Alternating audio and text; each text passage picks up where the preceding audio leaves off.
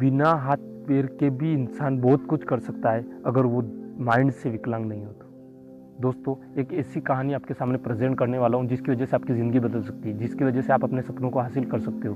तो late in start video. और हाँ, अगर वीडियो को पहले छोड़ना चाहते हो आप तो इसको अभी के अभी छोड़ दीजिए, क्योंकि भगवान श्री कृष्ण ने भगवत गीता में खुद ने कहा है कि आधा ज्ञान बिना ज्ञान से ज़्यादा घातक होता है। तो स्टार्ट ऑन वीडियो। जापान के एक छोटे से कस्बे में रहने वाले 10 वर्षीय होकायो को जूडो सीखने का बहुत ज़्यादा शौक था, पर बचपन में हुई एक दुर्घटना में बायां हाथ कट जाने के कारण उसके माता पिता उसे जूडो सीखने की आज्ञा नहीं देते थे। पर अब वह बड़ा होता जा रहा था, उसकी जिद भी बढ़ती जा रही थी। अंततः माता पिता को उसके सामने झुकना पड़ा और ओकायो को नज़दीकी शहर में एक मार्शल आर्ट्स गुरु के यहाँ दाखिला दिलाना ले गए। गुरु ने जब ओकायो को देखा तो उन्हें आश्चर्यजनक लगा कि बिना बायां हाथ का यह लड़का जूडो क्यों सीखना चाहता है। उन्होंने पूछा, तुम्हारा तो बायां हाथ ही नहीं है, तो भला तुम उन और लड़कों का मुकाबला कैसे करोगे? तो ओकायो ने बड़ी विस्मयता से एक जवाब दिया। क्या जवाब दिया? ये बताना तो आपका काम है गुरु, मैं तो बस इतना जानता हूँ कि मुझे सभी को हराना और एक दिन खुद को मास्टर बनाना है। गुरु उसके सीखने की दृढ़ इच्छा शक्ति से काफ़ी प्रभावित हो रहे और बोले, तुम्हें सिखाऊंगा, लेकिन एक शर्त पर, तुम मेरे हर निर्देश का पालन करोगे, उनमें दृढ़ विश्वास रखोगे। ओकायो ने सहमति में अपने गुरु के सामने सर झुका दिया। गुरु ने एक साथ लगभग 50 छात्रों को जूडो सीखने का लिए शुरू किया। ओकायो भी अन्य लड़कों की तरह सीख रहा था। कुछ दिनों बाद उसने ध्यान दिया कि अन्य लड़कों को अलग अलग दाव पे सिखा रहे थे, लेकिन वह अभी भी उसी एक किक का अभ्यास कर रहा था जो उसने शुरू में सीखी थी। उसे रहा नहीं गया और उसने गुरु से पूछा कि अन्य लड़कों को नई नई चीज़ें दाव पे सिखाया जा रहा है, पर मैं अभी भी एक ही किक का अभ्यास कर रहा हूँ, क्या मुझे और चीज़ें नहीं सीखनी चाहिए? गुरु ने क्या जवाब दिया? तुम्हें बस इसी एक किक के ऊपर महारत हासिल करनी है। और वो आगे बढ़ गए। ओकायो को विस्मय हुआ, पर उसे अपने गुरु में पूर्ण विश्वास था। वह फिर अभ्यास में जुड़ गया।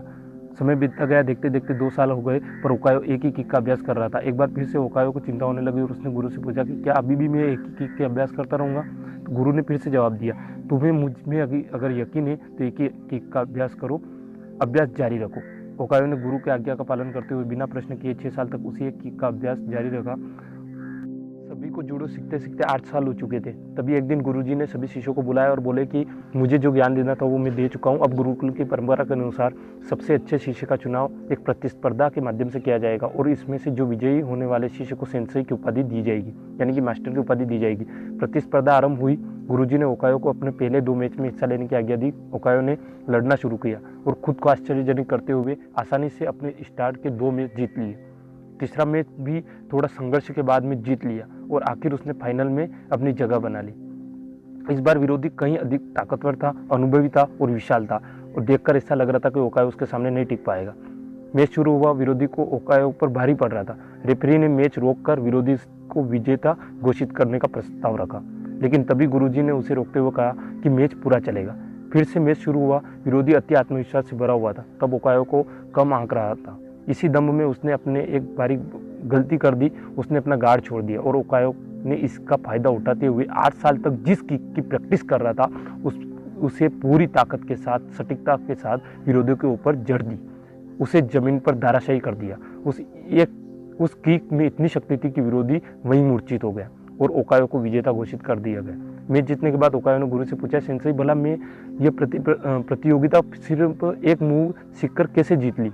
गुरुजी ने जवाब दिया, तुम 2 वजह से जीते। पहला तो तुम जूडो की एक सबसे कठिन किक पर अपनी इतनी मास्टरी हासिल कर ली कि शायद इस दुनिया में कोई यह किक इतनी आसानी से दक्षता से मार पाए। और दूसरा कि इस किक से बचने का एक ही उपाय है, वह है विरोधी के बाएं हाथ को पकड़कर उसे जमीन पर गिराना। ओकायो समझ चुका था कि अपना तो बायां हाथ ही नहीं, आज उसकी सबसे बड़ी कमजोरी ही उसकी सबसे बड़ी ताकत बन चुकी थी। मित्रों, ह्यूमन बीइंग होने का मतलब इम्परफेक्ट होना। इम्परफेक्शन अपने आप में बुरी नहीं होती, बुरा होता है हमारे सोचने का तरीका। अगर ओकायो चाहता तो बाएं हाथ का रोना रोककर एक अपाहिज की तरह अपना जीवन व्यतीत कर सकता था, लेकिन उसने एक वजह से कभी अपने आप को हीन महसूस नहीं होने दिया। उसमें अपने सपनों को साकार करने की दृढ़ इच्छा थी और यकीन जानिए, जिसके अंदर यह इच्छा होती है भगवान उसकी मदद जरूर करता है और उसकी मदद के लिए कोई ना कोई गुरु जरूर भेजता है। ऐसा गुरु जो उसकी सबसे बड़ी कमजोरी को उसकी सबसे बड़ी ताकत बना सकता है और उसके सपने को साकार कर सकता है।